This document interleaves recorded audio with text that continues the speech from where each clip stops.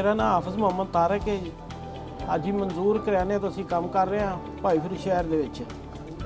20 ਸਾਲ ਤੋਂ ਅਸੀਂ ਮਾਰਸ਼ਲ ਮਿਰਚ ਨਾਲ ਕੰਮ ਕਰ ਰਹੇ ਹਾਂ। ਮਾਸ਼ਾਅੱਲਾ ਬਹੁਤ ਜ਼ਬਰਦਸਤ ਮਿਰਚ ਹੈ।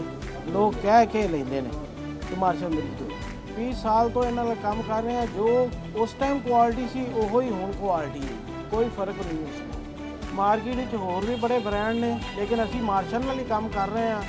ਫੈਸਲਾਬਾਦ ਦੀ ਕੰਪਨੀ ਮਾਸ਼ਾਅੱਲਾ ਜੀ, ਜਦੋਂ ਆਰਡਰ ਕਰੀਗਾ ਅਗਲੇ ਦਿਨ ਵੀ ਸਾਡੇ ਕੋਲ ਪਹੁੰਚ ਜਾਂਦਾ ਫੈਸਲਾਬਾਦ ਤੋਂ, ਇੱਕ ਦਿਨ ਵਿੱਚ। ਹੋਰ ਵੀ ਬਹੁਤ ਲੋਕ ਜਿਹੜੇ ਨਾ ਉਹ ਕੰਮ ਕਰ ਰਹੇ ਨੇ ਮਾਰਸ਼ਲ ਨਾਲ, ਲੇਕਿਨ ਹਾਜੀ ਮਨਜ਼ੂਰ ਕਰਿਆਨਾ ਜਿਹੜਾ ਨਾ ਉਹਦੇ 'ਤੇ ਸਭ ਤੋਂ ਜ਼ਿਆਦਾ ਸੇਲ ਹੋ ਰਹੀ ਮਾਰਸ਼ਲ ਵਿੱਚ। ਅਰਸਾ 20 ਸਾਲ ਤੋਂ ਇਹਨਾਂ ਨਾਲ ਕੰਮ ਕਰ ਰਹੇ ਹਾਂ, ਅੱਜ ਤੱਕ ਕੋਈ ਕੰਪਲੇਨ ਨਹੀਂ ਆਈ ਇਹਨਾਂ ਨਾਲ। ਮਾਸ਼ਾਅੱਲਾ ਬਹੁਤ ਜ਼ਬਰਦਸਤ ਤਾਲੁਕਾਤ ਨੇ ਇਹਨਾਂ ਨਾਲ। ਮਾਰਸ਼ਲ ਫੂਡ ਦੇ ਨਾਲ इंशाल्लाह ਅਸੀਂ फुल मुतमईन हाँ, साढ़े कस्टमर भी मुतमईन। जायके जिंदगी के मार्शल फूड्स के संग